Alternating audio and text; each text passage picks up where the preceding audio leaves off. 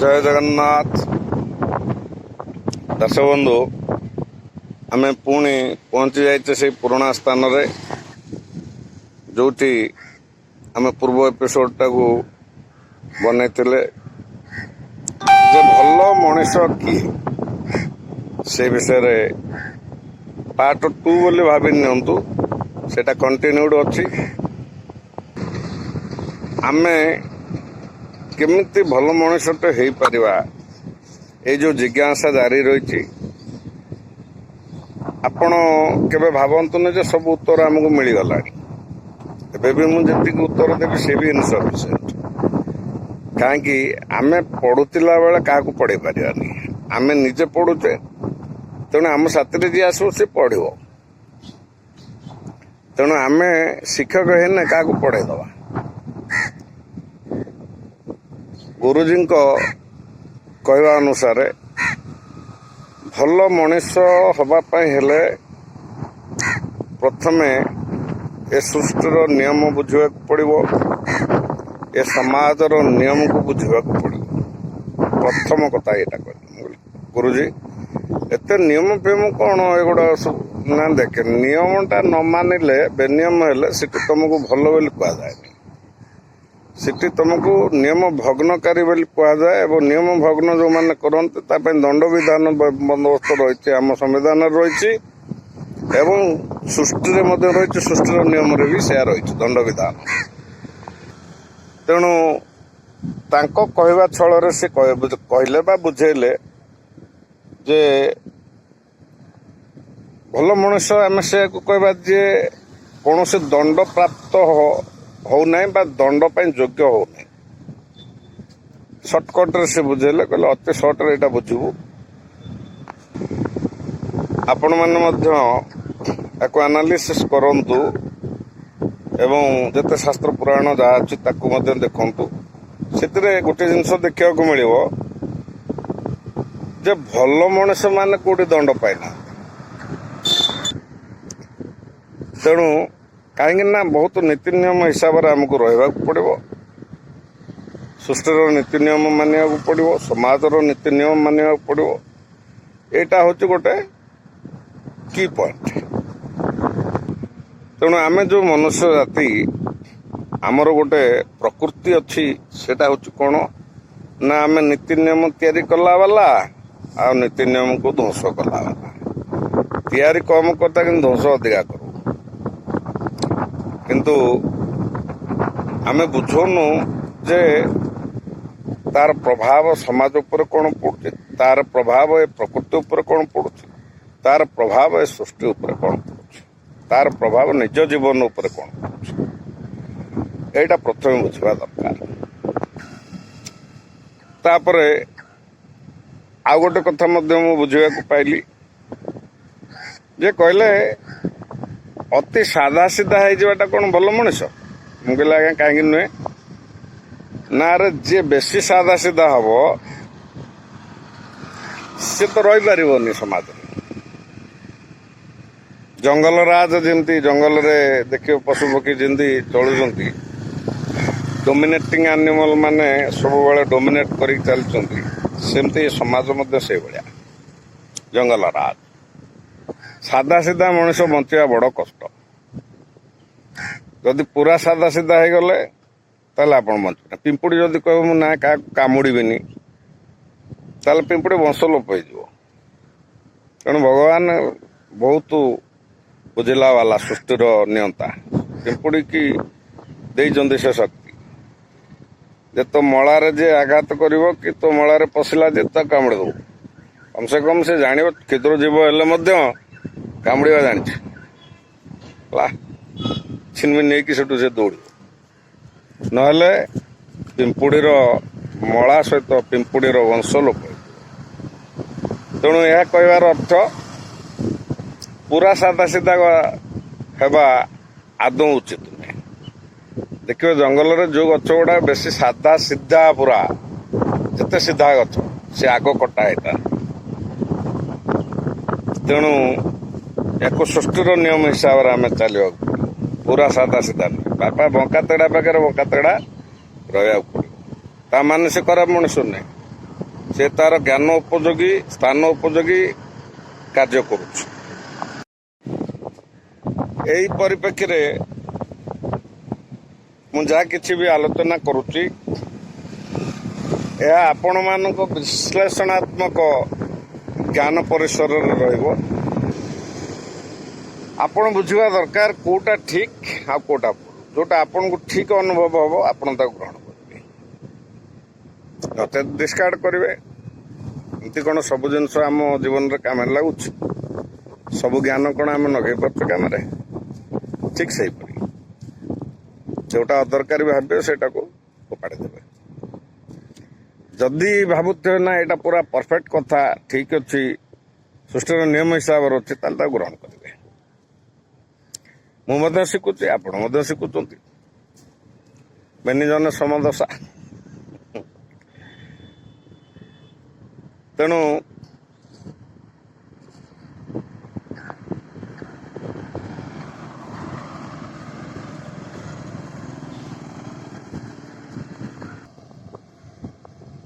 ହରେ ଭଗବାନ, ଲରେ ଲୟ। ଯିଏ ଭଗବାନଙ୍କୁ ସର୍ବଦା ଲୟ ରଖୁଥିବ, ଅର୍ଥାତ୍ ଏ ସୃଷ୍ଟି ଉପରେ ସର୍ବଦା ଲୟ ରଖୁଥିବ, ଅର୍ଥାତ୍ ନିଜ ସୃଷ୍ଟି ଉପରେ ମଧ୍ୟ ଲୟ ରଖୁଥିବ, ନିଜ ସମାଜ ଉପରେ ଯିଏ ଲୟ ରଖୁଥିବ, ଯିଏ ତାକୁ ଭଲ ପାଉଥିବ, ନିଜକୁ ଭଲ ପାଇବା ସଙ୍ଗେ ସଙ୍ଗେ ସମାଜକୁ ଭଲ ପାଉଥିବ, ସମାଜକୁ ଗଢ଼ି ତୋଳୁଥିବ, ସୃଷ୍ଟିକୁ ଗଢ଼ି ତୋଳୁଥିବ, ସୃଷ୍ଟିର ପ୍ରତ୍ୟେକଟି ଜୀବ ପାଇଁ ରେସ୍ପନ୍ସିବୁଲ ହେଉଥିବ, ସେ ନିଶ୍ଚୟ ଭାବେ ଐଶ୍ୱର୍ଯ୍ୟ ଦୈବଗୁଣ ସମ୍ପନ୍ନ। ଭଗବାନ ତାକୁ ଦୂତ ରୂପରେ ପଠାଇଛନ୍ତି ଏ ଧରାପୃଷ୍ଠକୁ କିଛି ସଜାଡ଼ିବା ପାଇଁ। ତେଣୁ ସିଏ ଗୋଟେ ଭଲ ମଣିଷରେ ପରିଗଣିତ ହେବେ। ଯେ ସବୁ ଜୀବଙ୍କ ଦୁଃଖ କଷ୍ଟ ମଧ୍ୟ ଆଖିରେ ଯେଉଁ ଜୀବ ପଡ଼ିଲା ଦୁଃଖ କଷ୍ଟ ଅନୁଭବ କରୁଛି ତାକୁ ଲାଘବ କରିପାରୁଥିବ, ବୁଝିପାରୁଥିବ। ଗୋଟେ ଭୋକିଲା ଜୀବଟିଏ ଅଛି, ତାକୁ କିଛି ଖାଦ୍ୟ ଆବଶ୍ୟକ, ସେ ଦେଇପାରୁଥିବ। ଗୋଟେ ଜୀବ କଷ୍ଟ ଅନୁଭବ କରୁଛି, ତାର ତାରଣକର୍ତ୍ତା ହେଇପାରୁଥିବ। ନିଜ ପରିବାରରେ କିଏ ଦୁଃଖ କଷ୍ଟ ଅନୁଭବ କରୁଛନ୍ତି, ତାକୁ ଲାଘବ କରିପାରୁଥିବ। ନିଜ ସମାଜରେ ତଦନୁରୂପ କାର୍ଯ୍ୟ କରିପାରୁଥିବ ସମାନ ପ୍ରକାରର। ତାକୁ ଗୋଟେ ଭଲ ମଣିଷ କୁହାଯିବ। ତେଣୁ ଏଇ କଥାଟା କେତେ ଦୂର ଠିକ୍ ଲାଗୁଛି ଆପଣମାନଙ୍କୁ, ଆପଣମାନେ ବିଚାର କରିବା ଉଚିତ। ଲ ହେଲା ଭରେ ଭଗବାନ, ଲରେ ଲୟ। ଭଗବାନଙ୍କୁ ଲୟ ରଖି କାର୍ଯ୍ୟ କରୁଥିବ, ଅର୍ଥ ସାରା ସଂସାର, ସାରା ସୃଷ୍ଟି, ସାରା ସମାଜ ସବୁକୁ ଲୟ ରଖି କାର୍ଯ୍ୟ କରୁଥିବ ଏବଂ ସମସ୍ତଙ୍କର ଉପଯୋଗୀ କାର୍ଯ୍ୟ କରୁଥିବ। ତାହାକୁ ଭଲ ମଣିଷ।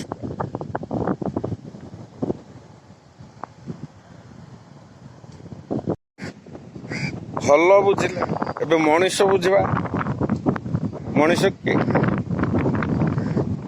ମଣିଷ ହେଉଛି ସିଏ ଯେ ମାନବ ଧର୍ମରେ ପରିଚାଳିତ ହୋଇଥିବ।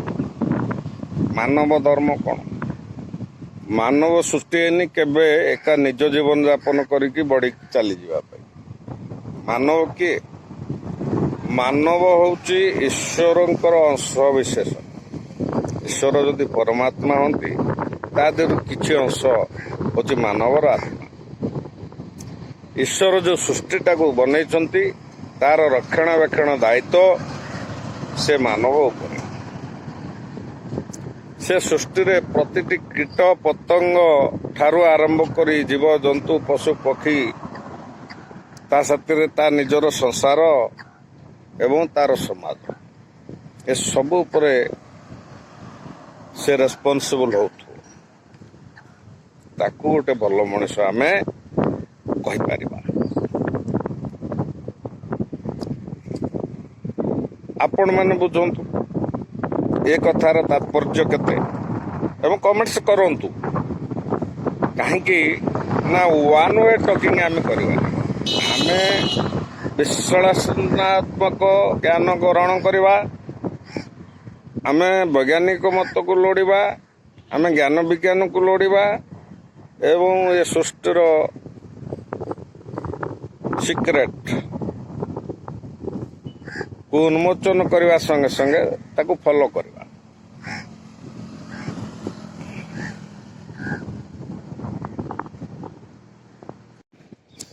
ଭଲ ମଣିଷ ମାନେ ନୁହେଁ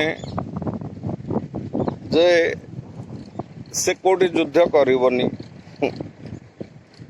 ଆରେ ଆମ ଦିଅଁ ଦେବତାକୁ ଦେଖୁଛନ୍ତି, ସେମାନେ ସବୁ କ'ଣ ସିମ୍ବଲ ଧରୁଛନ୍ତି? ପ୍ରତ୍ୟେକ ଦିଅଁ ଦେବତାଙ୍କ ହାତରେ ଗୋଟେ ଅସ୍ତ୍ର ଅଛି। କାହିଁକି ନା ସେଇଟା କେବଳ ରାକ୍ଷସ ପ୍ରକୃତି, ବିନାଶକାରୀ, ନେଗେଟିଭ ଏନର୍ଜି ସମ୍ପନ୍ନ ଆତ୍ମା ବା ଜୀବ ମାନଙ୍କୁ ସାବାଡ଼ କରିବା ପାଇଁ।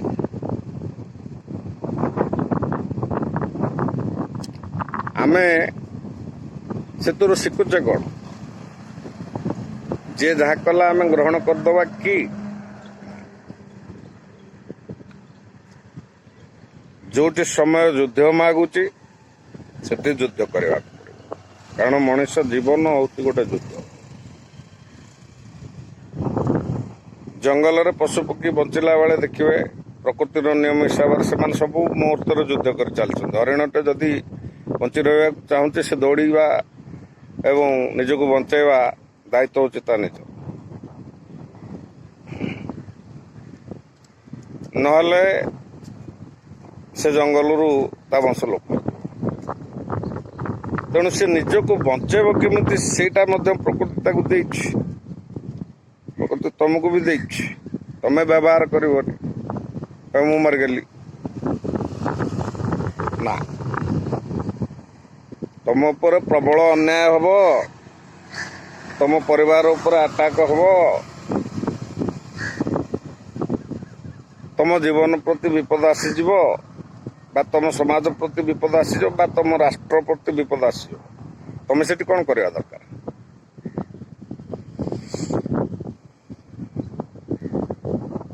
ନାଇଁ ମୁଁ ଖାଲି ହରିନାମ ଜପିବି, ମୁକ୍ତି ପାଇଯିବି। ଯାହା ବେକ ଦେଖେଇଦେବୁ ସେଠି ଆଣିଦେବେ, ଗୋଟେ ମୁକ୍ତି ପାଇଯିବୁ।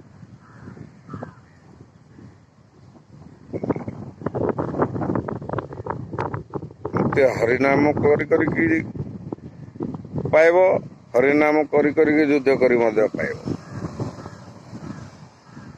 ଯୁଦ୍ଧ କରିବାକୁ ପଡ଼ିବ। ଯେତେବେଳେ ସମାଜ ପ୍ରତି ବିପଦ ଆସିବ, ଯେତେବେଳେ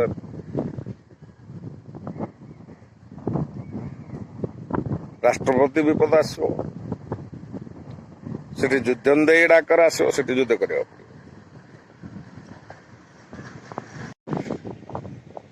ଖାଲି ଶାସ୍ତ୍ର ଧରିକି ଚାଲିକି ଆମେ ଭଲ ମଣିଷ ହେଇପାରିବା ନାହିଁ।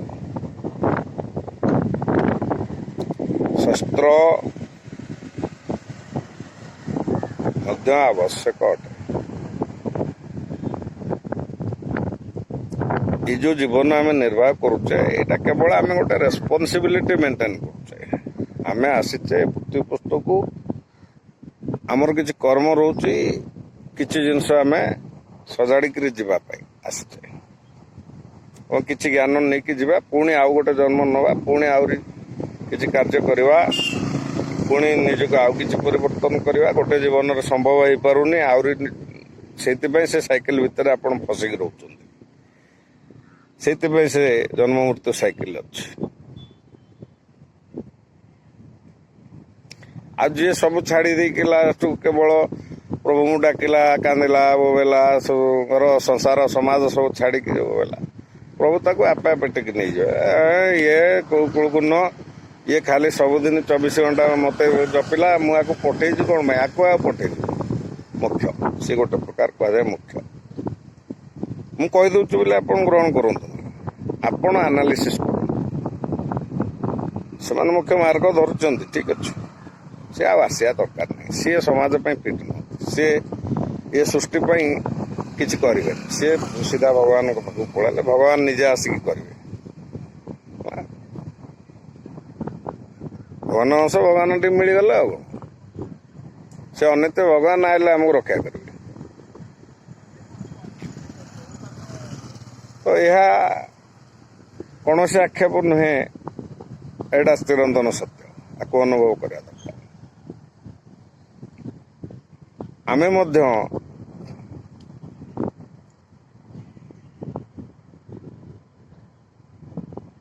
ଈଶ୍ୱର ଭକ୍ତି ରଖିବା ସଙ୍ଗେ ସଙ୍ଗେ ସମାଜ ଭକ୍ତି ରଖିବା ଦରକାର, ସଂସାର ଭକ୍ତି ରଖିବା ଦରକାର, ରାଷ୍ଟ୍ର ଭକ୍ତି ରଖିବା ଦରକାର।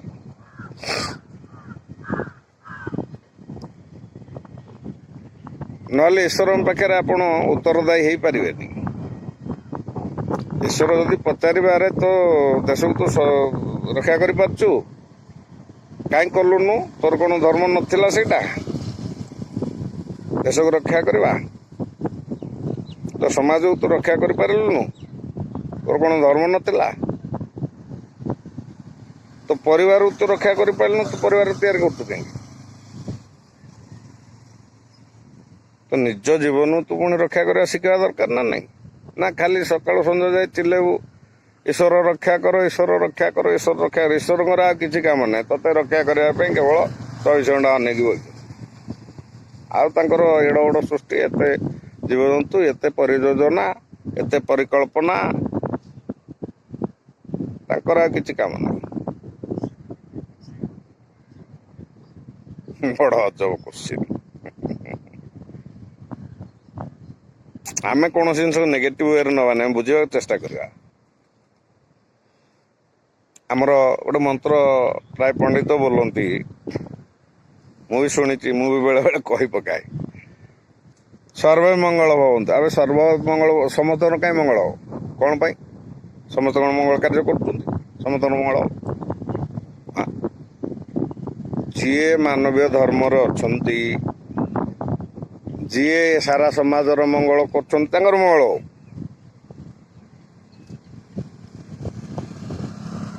ଯିଏ ପ୍ରାଣୀ ଜଗତର ମଙ୍ଗଳ କରୁଛନ୍ତି, ତାଙ୍କର ମଙ୍ଗଳ ହଉ। ସର୍ବେ ମଙ୍ଗଳ ଭବନ୍ତୁ। ଯିଏ ସନ୍ତ୍ରାସବାଦ କରୁଛନ୍ତି, ତାଙ୍କୁ ଆମେ କହିବା ତମର ମଙ୍ଗଳ ହଉ। ଯିଏ ଜୀବନ ନାଶ କରୁଛନ୍ତି, ତାଙ୍କୁ ଆମେ କହିବା ତମର ମଙ୍ଗଳ ହଉ। କେଡ଼େ ରଙ୍ଗ କନସେପ୍ଟ ଆମେ ପାଟିରୁ ବାହାର କରୁଛୁ, ସର୍ବେ ମଙ୍ଗଳ ଭବନ୍ତୁ। କାହିଁକି ସର୍ବେ ମଙ୍ଗଳ ହବ? ସର୍ବେ ମଙ୍ଗଳ କରୁଛନ୍ତି କି? ବୁଝିବା ଦରକାର। ସେଇମାନଙ୍କର ମଙ୍ଗଳ ହଉ ଯିଏ ମଙ୍ଗଳ କାମନା କରୁଛନ୍ତି, ଯିଏ ମଙ୍ଗଳ କାର୍ଯ୍ୟ କରୁଛନ୍ତି। ସେମାନଙ୍କର ନାଶ ହଉ ଯିଏ ପାପ କାମ କରୁଛନ୍ତି, ଯିଏ ପାପୀ, ଯିଏ ବିନାଶ ଲୀଳା କରୁଛନ୍ତି, ତାଙ୍କର ବିନାଶ ହେଉ।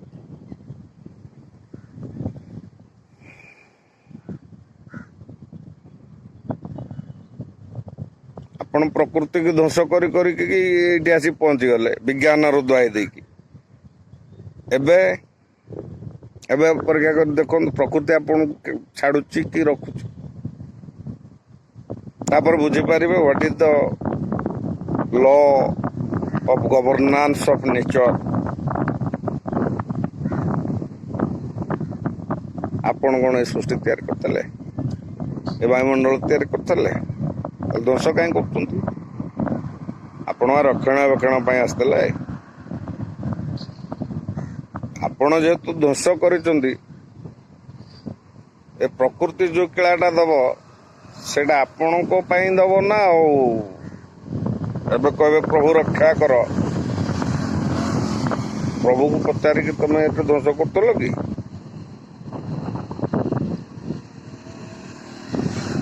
ତେଣୁ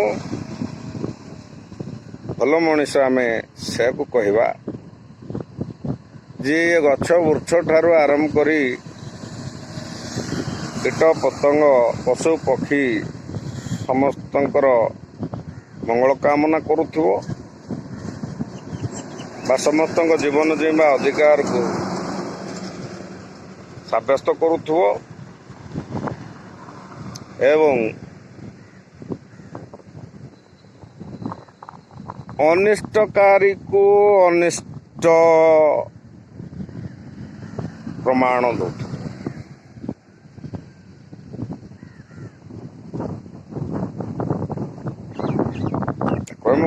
ଆମ ପ୍ରଭୁ ଯେତେବେଳେ ଅବତାର ନେଇଛନ୍ତି, କ'ଣ ପାଇଁ ଅବତାର ନେଇଥିଲେ?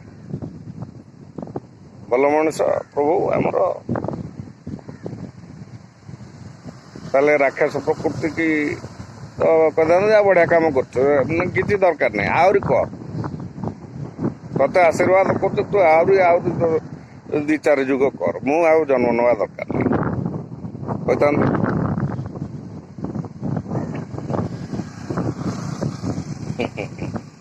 ବୁଝା ପଡୁଛି।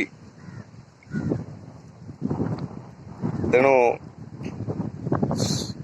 ପ୍ରଭୁଙ୍କୁ ଆପଣ ଫଲୋ କରନ୍ତୁ ନା, ଆପଣ ପାଇଯିବେ ଆନ୍ସର।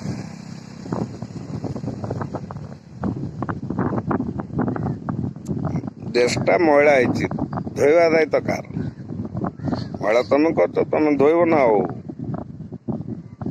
ତେଣୁ ସମାଜକୁ ଯିଏ ମଇଳା କରୁଛି ସେ ନିଜେ ଧୋଇବା ଦରକାର।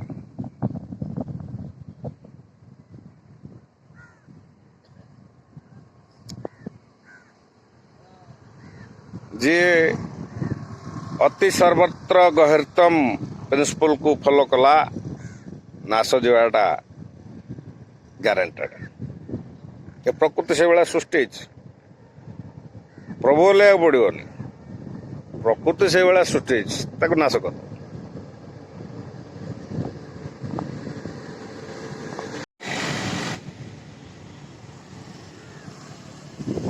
ପ୍ରାଣୀର ଧର୍ମକୁ ସଠିକ ଭାବରେ ପାଳନ କରିବା,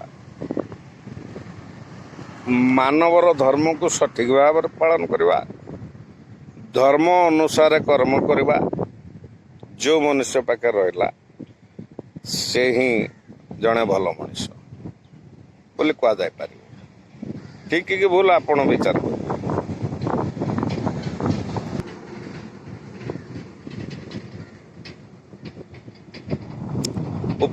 ସମୟ ଉପଯୋଗୀ କାର୍ଯ୍ୟ କରିବା ମଧ୍ୟ ଆବଶ୍ୟକ। ଏବେ ପ୍ରବଳ ଖରା ହେଉଛି, ଗରମ ହେଉଛି ଜୋରେ, ଆମର ଟିକେ ଥଣ୍ଡା ଆବଶ୍ୟକ ହେଉଛି, ଆମେ ଗାଧୋଇବା ଦରକାର ନା ନାହିଁ? ଆମେ ଟିକେ ଥଣ୍ଡା ସ୍ଥାନରେ ବସିବା ଦରକାର ନା ନାହିଁ? ପବନ ଟିକେ ତାକୁ କୁହାଯାଏ ସମୟ ଉପଯୋଗୀ କାର୍ଯ୍ୟ। ତେଣୁ କେଉଁ ସମୟରେ କେଉଁଟା ଆବଶ୍ୟକ ସେଇଟା ବୁଝିପାରିବା ଦରକାର ଏବଂ ତାକୁ ସଠିକ ଭାବେ କରିବା ଦରକାର। ଏବଂ ପ୍ରତ୍ୟେକ କାର୍ଯ୍ୟ ସୃଷ୍ଟିର ନିୟମକୁ ବିରୁଦ୍ଧ ହେବା କଥା ନୁହେଁ। କାହିଁକି ନା ଆମେ ଯେତେ ଜ୍ଞାନୀ ହେଉଛୁ, ଆମେ ସବୁବେଳେ ଗୋଟେ ଭୁଲ କରୁଛୁ ଯେ ସବୁବେଳେ ନିୟମ ଭଗ୍ନ କରୁଛୁ, କାହା ନିୟମକୁ ଛାଡ଼ୁନା। ଆମେ ସ୍ୱତନ୍ତ୍ର ନିୟମ ଗୋଟେ ବନେଇ ପକେଇଛୁ, ସମ୍ବିଧାନ କରୁଛୁ। ସମ୍ବିଧାନ କରିକି ମଧ୍ୟ ସେ ସମ୍ବିଧାନର ଯେତେକ ନିୟମ ତାକୁ ମଧ୍ୟ ଆମେ ପାଳନ କରୁଛୁ। ଆ ଉପରେ ଆଉ ଗୋଟେ ସମ୍ବିଧାନ ଅଛି, ପ୍ରକୃତିର ସମ୍ବିଧାନ। ଏଠୁ ପାର ପାଇଗଲ ଧରାଯାଉ, ନିୟମ ଭଗ୍ନ କରି କରି କରି କରି ଏଠୁ ପାର ପାଇଗଲ। ଫର ଏକ୍ଜାମ୍ପଲ, ଦୁର୍ବଳ ଲୋକ ଅଛନ୍ତି, ଆପଣଙ୍କୁ ଛାଡ଼ିଦେବେ, କିନ୍ତୁ ସେଠି ଉପରେ ଯେଉଁ ସମ୍ବିଧାନ ଅଛି ସେ ଛାଡ଼ିବ। ଅପେକ୍ଷା କରି ଦେଖନ୍ତୁ ନା, ଏବେ ଯେଉଁ ସମୟ ଚାଲିଛି ଏଇ ସମୟ ହିସାବରେ ଅପେକ୍ଷା କରି ଦେଖନ୍ତୁ କାହା ପାଇଁ କେଉଁ ପ୍ରକାର ଦଣ୍ଡ ମିଳୁଛି ଏବଂ ଏ ପ୍ରକୃତିରେ କ'ଣ ପରିବର୍ତ୍ତନ ଆସୁଛି, ଆଉ ତାକୁ କେତେଟା ବୈଜ୍ଞାନିକ କେଉଁଠି ଅଟକେଇ ଦେଉଛନ୍ତି। କେଉଁ ଜ୍ଞାନ ଅଛି ତାକୁ ଅଟକେଇବାରେ, ପରୀକ୍ଷାମୂଳକ ଭାବରେ ସବୁ ପାଇଯିବେ। ତେଣୁ କେବଳ ଆମେ ପ୍ରଭୁଙ୍କ ନାମ ଧରିବା ଯେ ଧର୍ମ ସେଇଟା ନୁହେଁ। ପ୍ରଭୁଙ୍କ ନାମ ଧରିବା, ପୂଜା କରିବା ଏଇଟା ଗୋଟେ କର୍ମ। ଧର୍ମ ଅନୁଯାୟୀ କିଛି କର୍ମ କରିବା ନିହାତି ଆବଶ୍ୟକ। ଏ ସମାଜରେ ବଞ୍ଚିବା ପାଇଁ ହେଲେ ଆମର ଗୋଟେ ସାମାଜିକ ଜ୍ଞାନ ଆବଶ୍ୟକ। ଆମେ ଯେଉଁ ପାଠ ପଢ଼ୁଛେ, ବୈଜ୍ଞାନିକ ଜ୍ଞାନ, ସାମାଜିକ ଜ୍ଞାନ, ଏ ସମାଜରେ ବଞ୍ଚିବା ପାଇଁ। ଆ ଉପରେ ଆଉ ଗୋଟେ ପାଠ ରହିଛି, ଯେହେତୁ ଆମେ ଏ ସୃଷ୍ଟିରେ ବଞ୍ଚୁଛେ, ସୃଷ୍ଟି ପ୍ରତି କିଛି କରିବାର କର୍ତ୍ତବ୍ୟ ରହିଛି। ଯେମିତି ସମାଜରେ ବଞ୍ଚୁଛେ, ସମାଜ ପ୍ରତି କର୍ତ୍ତବ୍ୟ ରହିଛି। ରାଷ୍ଟ୍ରରେ ଆମେ ବଞ୍ଚୁଛେ, ରାଷ୍ଟ୍ର ପ୍ରତି କର୍ତ୍ତବ୍ୟ ରହିଛି। ଏ ସୃଷ୍ଟି ପ୍ରତି କ'ଣ କର୍ତ୍ତବ୍ୟ ରହିଛି ସେଇଟା ଆମେ ବୁଝିପାରୁନେ। 2019 ମସିହାରେ ଯେତେବେଳେ କରୋନା ହେଲା, ସେତେବେଳେ ଲୋକ ବୁଝିଲେ ଅମ୍ଳଜାନର ଆବଶ୍ୟକତା କ'ଣ। ଏ ଗଛ କାହିଁକି ରହିବା ଦରକାର, ଜଙ୍ଗଲ କାହିଁକି ରହିବା ଦରକାର, କେତେ ଟଙ୍କା ଦେଇଛନ୍ତି ଏ ସୃଷ୍ଟି କି ଯେ ତିଆରି କରିଥିଲା, ଅମ୍ଳଜାନ ବାବଦରେ କେତେ ଟଙ୍କା ଆପଣ ଦେଇଛନ୍ତି, କେତେ କୋଟି ଟଙ୍କା ଦେଇଛନ୍ତି, ଯିଏ ବନେଇଛି ସୃଷ୍ଟି ତାକୁ ଦେଇଛନ୍ତି। ଫ୍ରି ଅଫ୍ କଷ୍ଟ ଆପଣ ଆଲୋକ ବ୍ୟବହାର କରୁଛନ୍ତି, ସୂର୍ଯ୍ୟାଲୋକ ଫ୍ରି ଅଫ୍ କଷ୍ଟ ଆପଣ ଅମ୍ଳଜାନ ବ୍ୟବହାର କରୁଛନ୍ତି, ଫ୍ରି ଅଫ୍ କଷ୍ଟ ଆପଣ ଭୂମି ବ୍ୟବହାର କରୁଛନ୍ତି, ଫ୍ରି ଅଫ୍ କଷ୍ଟ ସବୁ। କାହିଁକି ନା ବେପାର ଜିନିଷ ସିଏ ବନେଇଛି ନା ତମକୁ ପଠେଇଛି, ସେଥିପାଇଁ ବେପାର ଜିନିଷ। ତେଣୁ ଆମେ ବେପାର ଜିନିଷ ଭାବିକି ମାଗଣା ବ୍ୟବହାର କରୁ। ଆରେ ବ୍ୟବହାର କଲେ ତାକୁ ନଷ୍ଟ ବି କରୁଛେ। ଯାହାକୁ ବ୍ୟବହାର କରୁଛେ ସେ ବହୁତ ଦିନ ପର୍ଯ୍ୟନ୍ତ ଆଉ ଅନ୍ୟ ପିଢ଼ିମାନେ ବ୍ୟବହାର କରିବେ, ତା ପ୍ରତି ବି ଧ୍ୟାନ ଦେଲେନି। ଇକୋଲୋଜିକାଲ ଇମ୍ବାଲାନ୍ସ କାହିଁକି ହେଲା? ଏବେ ଲାନିନୋ ଇଫେକ୍ଟ କାହିଁକି ଆସୁଛି? ଏଲନିନୋ ଇଫେକ୍ଟ କାହିଁକି ହେଉଛି? ମେରୁ ପରିବର୍ତ୍ତନ କାହିଁକି ଘଟିବାକୁ ଯାଉଛି? ବିଶାଳ ଭୂକମ୍ପ କାହିଁକି ଆସିବାକୁ ଯାଉଛି? ବିଶାଳ ସୁନାମି, ମେଗା ସୁନାମି କାହିଁକି ଆସିବାକୁ ଯାଉଛି? Who is responsible for this? ଏଇଟା କ'ଣ ଭଲ ମଣିଷ କରିଥିଲା କି? ବହୁ ଜ୍ଞାନୀ ମଣିଷ କରିଛି। ବହୁ ଜ୍ଞାନୀ ମାନେ ଭଲ ସେଟା କୁହାଯାଏନି, ମୁଁ କହିଛି। ଆଉ ବହୁ ଜ୍ଞାନୀ ହେଇକି ଅଜ୍ଞାନୀ ପାଲଟି ଯାଇଛି, ବହୁ ଦୋଷ ଲୀଳା କରିଛି।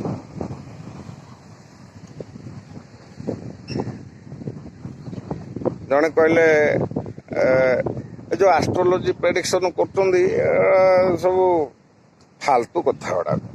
ଆରେ ସିଏ ଜ୍ଞାନ ଗୋଟେ ଅଛି ଯେଉଁଟା ସେ ଯେଉଁ ସୃଷ୍ଟିର ପରିଚାଳକ ଜ୍ଞାନ ତାକୁ କୁହାଯାଉଛି। ସିଏ କିଛିଟା ସିମ୍ବଲ ଧରିକି ତାକୁ ହିସାବ କରି ଗଣନା କରି କହୁଛନ୍ତି ଗ୍ରହଣ କେଉଁ ଦିନ ପଡ଼ିବ, କେଉଁ ନକ୍ଷତ୍ରରେ କ'ଣ ଘଟେ, ସେ ଅନୁସାରେ କିଛିଟା ହେଉଛି। ଆମେ ପାଠ ପଢ଼ିଲା ବେଳେ ଯେମିତି ଟିକେ ଭୁଲ ଠିକ୍ ହେଇଯାଉଥିଲା, ସେମିତି କେଉଁ ଟିକେ ଭୁଲ କାଲକୁଲେସନ୍ ହେଲା, ଠିକ୍ ସେ କହିପାରିଲେନି, ସେଇଟା ସେତ ସମୟ ନୁହେଁ କି ଆଉ କେତେବେଳେ ଗୋଟେ ହେଉଛି। ଆମେ ସହଜରେ ଆକ୍ଷେପ କରିଦେଉଛୁ ସମସ୍ତଙ୍କୁ। ପରିଚାଳକ ଯିଏ ବନେଇଛି ସୃଷ୍ଟି, ତାର ମଧ୍ୟ ଗୋଟେ ସାଙ୍କେତିକ ବିଦ୍ୟା ରହିଛି। ସେ ବିଦ୍ୟା କେବଳ ଏ ମହାନ ଭାରତ ବର୍ଷରେ ବିଦ୍ୟମାନ, ତାକୁ ମଧ୍ୟ ପ୍ରଚଳନ କରି ରଖିଛନ୍ତି ଆମର ଜ୍ଞାନୀମାନେ। ତେଣୁ ଭଲ ମଣିଷ ହେବା ଅର୍ଥ କେବଳ ଏହା ନୁହେଁ ଯେ କେବଳ ନିଜ ସ୍ୱାର୍ଥ ପାଇଁ କାମ କରିବା, ନିଜର ଗ୍ରୋଥକୁ ଦେଖିବା, ପର୍ସନାଲ ଡେଭଲପମେଣ୍ଟ ଦେଖିବା, ଏହା ନୁହେଁ। ସ୍ୱାର୍ଥ ୱାର୍ଡ ରହିଛି, ସେଲ୍ଫ କିଛି ଦେଖିବ ଯେତିକି ଆବଶ୍ୟକ, ତାଠାରୁ ଅନାବଶ୍ୟକ ଆପଣ ନେଇକି ଯାଇପାରିବେନି। ରୁଲ୍ ବାହାର କରୁଛନ୍ତି, ସୃଷ୍ଟିର ନିୟମ ବାହାର କରୁଛନ୍ତି। ଆପଣ ଗଦେ ବିରାଟ କରୋଡ଼ପତି ହେଇଗଲେ, ଗୁଡ଼ାଏ ଜାଗା କିଣି ପକେଇଲେ, କୋଟି କୋଟି ଟଙ୍କାର ମାଲିକ ହେଇଗଲେ, ଗଲା ବେଳକୁ ସବୁ ଦେଇକି ଯିବେ। ଆପଣ ବ୍ୟବହାର କରିପାରିବେନି। ଆପଣ କାହାର ବ୍ୟବହାର କରେଇ ଦେଲେନି, ଗଦେଇଲେ, ଆପଣ ନେଇପାରିବେନି। ଲାଭ କ'ଣ? ଗଦାଇର ମତଲବ କ'ଣ? ଏତିକି ଦିନ ବଞ୍ଚିଲ ନିଜକୁ ରିଚ୍ ଦେଖେଇବା ପାଇଁ, କେବଳ ଶୋ କଲ। ସେକୁ ଯଦି ତମେ ୟୁଟିଲାଇଜେସନକୁ ଆଣିଥାନ୍ତ, କେତେ ଲୋକଙ୍କର ଉପକାର ହେଇପାରିଥାନ୍ତା,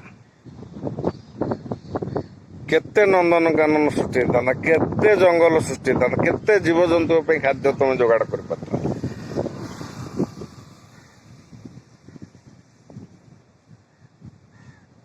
ସୃଷ୍ଟିର ନିୟମକୁ ଦେଖୁନେ, ଯାହାର ଉପଭୋକ୍ତା ହେଇକି ରହିଛେ ତା ପାଇଁ କିଛି କାର୍ଯ୍ୟ କରିକି ଯାଉନେ, କେବଳ ନାମ ଜପି ଦେଲେ ପାର ହେଇଯିବେ, ସେ ବି ଭୁଲ। ନାମ ଜପିଲେ ଭକ୍ତି ରହିଲା, କନେକ୍ସନ ରହିଲା ପ୍ରଭୁଙ୍କ ସାଥିରେ, ଠିକ ଅଛି, ଆତ୍ମା ସନ୍ତୁଷ୍ଟ ହେଲା, ସଫ୍ଟ ହେଲା।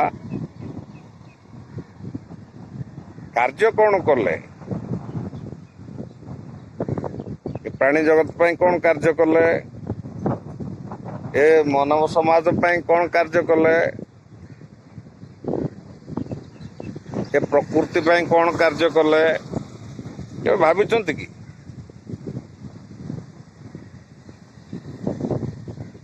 ତେଣୁ ଯେଉଁମାନେ ଏଇ ଭାବନାରେ ରହୁଛନ୍ତି ଏବଂ କାର୍ଯ୍ୟ କରୁଛନ୍ତି ସେ ମଣିଷ ଧନ୍ୟ, ସେ ଦେବଦୂତ, ସେ ଦେବଅଂଶୀ। ପ୍ରଭୁ ତାଙ୍କ ଶରୀରରେ ବିଦ୍ୟମାନ ହେଇକି କିଛି ସମାଜର ଉପକାର କରିକି ଯାଉଛନ୍ତି।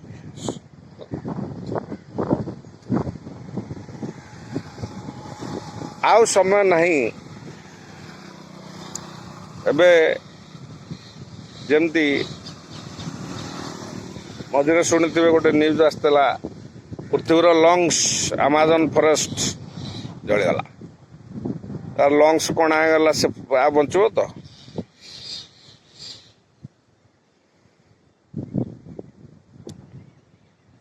ଏବେ ଯେତେ ବାଡ଼େଇ ହେଇକି ପ୍ରଭୁଙ୍କୁ ଡାକିଲେ ପ୍ରଭୁ କଣ କରିବେ? ତମ କର୍ମର ଫଳ ପୁଣି ତମେ ଭୋଗିବ ନା ଭୋଗିବନି?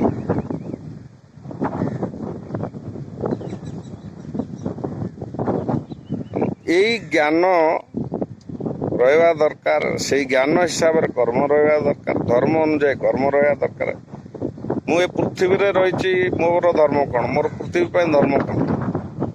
ମୋର ଏ ସାରା ଜଗତ ପାଇଁ ଧର୍ମ କ'ଣ? ମୋ ନିଜ ସଂସାର ପାଇଁ ଧର୍ମ କ'ଣ? ମୋ ଏ ସମାଜ ପାଇଁ ଧର୍ମ କ'ଣ? ମୋ ରାଷ୍ଟ୍ର ପାଇଁ ଧର୍ମ କ'ଣ? ପାଳନ କରୁଛି କି? ଯଦି କରିପାରୁନାହାନ୍ତି, କରିବା ଆରମ୍ଭ କରନ୍ତୁ। ତାହେଲେ ଆପଣ ଜଣେ ଭଲ ମଣିଷ। ପୁଳାଏ ଧନ ଗଛେଇ ଦେଲେ ଆପଣ ଭଲ ମଣିଷ ନୁହନ୍ତି, ଆପଣ ଧନୀ ହେଇପାରନ୍ତି। ପୁଳାଏ ପାଠ ପଢ଼ିଦେଲେ ଆପଣ ଭଲ ମଣିଷ ହଉନାହାନ୍ତି, ଆପଣ ଜ୍ଞାନୀ ହେଇପାରନ୍ତି। ଏତେ ଯେଉଁ ପରିପାର୍ଶ୍ୱ କାର୍ଯ୍ୟ କଥା କହିଲି ବା ଆଲୋଚନା କଲେ, ସେ ସବୁଆଡ଼କୁ ଆପଣ ଧ୍ୟାନ ଦେଇ କରୁଛନ୍ତି ତ? ଯଦି କରୁଛନ୍ତି ତାହେଲେ ଆପଣ ଜଣେ ଭଲ ମଣିଷ ଡେଫିନେଟ୍।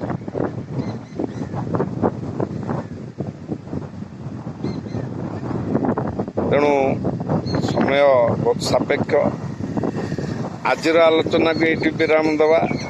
ବହୁତ ବିଶାଳ ଜ୍ଞାନ, କାହିଁକିନା ସୃଷ୍ଟିର ବୈଚିତ୍ରତା ସ୍ୱୟଂ ଦେବଦେବୀମାନଙ୍କୁ ମଧ୍ୟ ଅଗୋଚର। ଆମେ ସେ ଜ୍ଞାନ ନେଇକି ଆଗକୁ ବଢ଼ିବା। ଧୀରେ ଧୀରେ ଆହୁରି ଆଲୋଚନା କରିବା। ଏ ସଂଜ୍ଞା ଏଇଠି ସରି ନାହିଁ, ଭଲ ମଣିଷର ସଂଜ୍ଞା ଏଇଠି ସରିଯାଇ ନାହିଁ। ସେଇଥିପାଇଁ ଯୁଗ ପରେ ଯୁଗ ବିତି ଚାଲିଛି। ସେଇଥିପାଇଁ ଯୁଗ ପରେ ଯୁଗ ଅବତାର ଆସୁଛନ୍ତି। ସେ ଯେତେ ଶିଖେଇକି ଗଲେ ମଧ୍ୟ ଆମେ ଶିଖିପାରୁନାହିଁ। ଆମେ କହୁଛେ ଏଇଟା ମୋ ମନ୍ଦିର, ଏଇଟା ତା ମନ୍ଦିର, ଏଠିକି ସିଏ ପ୍ରବେଶ କରିପାରିବେନି, ସେଠି ସେ ଜାତି। ଆବେ ତୁ ଜାତି କୋଉଠୁ ତିଆରି କଲୁ? ତୋ ଜାତିର ଅର୍ଥ କ'ଣ? ଆମେ ହେଲୁ ଶ୍ରେଷ୍ଠ ମଣିଷ, ଖାଲି ଆମେ ପୂଜା କରିପାରିବୁ, ସିଏ ପୂଜା କରିପାରିବେନି। ହୁ ଆର୍ ୟୁ? ଆର୍ ୟୁ ଗଡ୍?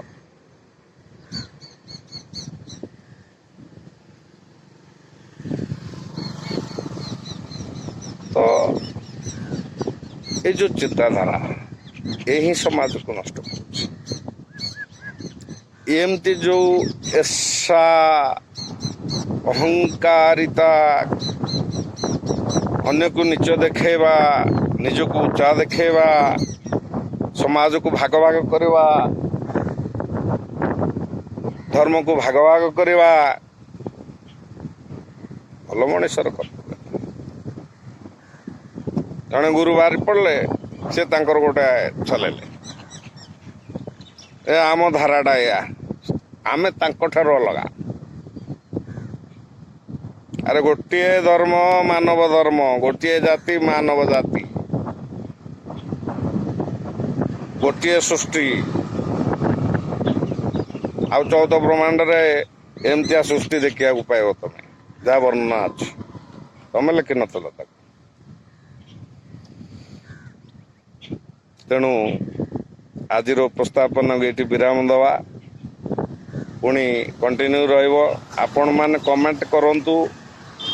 ଆପଣମାନଙ୍କ ଜ୍ଞାନ ମଧ୍ୟ ଆ ଦେହରେ ଯୋଡ଼ି ହେଉ ଏବଂ ସେୟାର କରିବାକୁ ଭୁଲିବେ ନାହିଁ।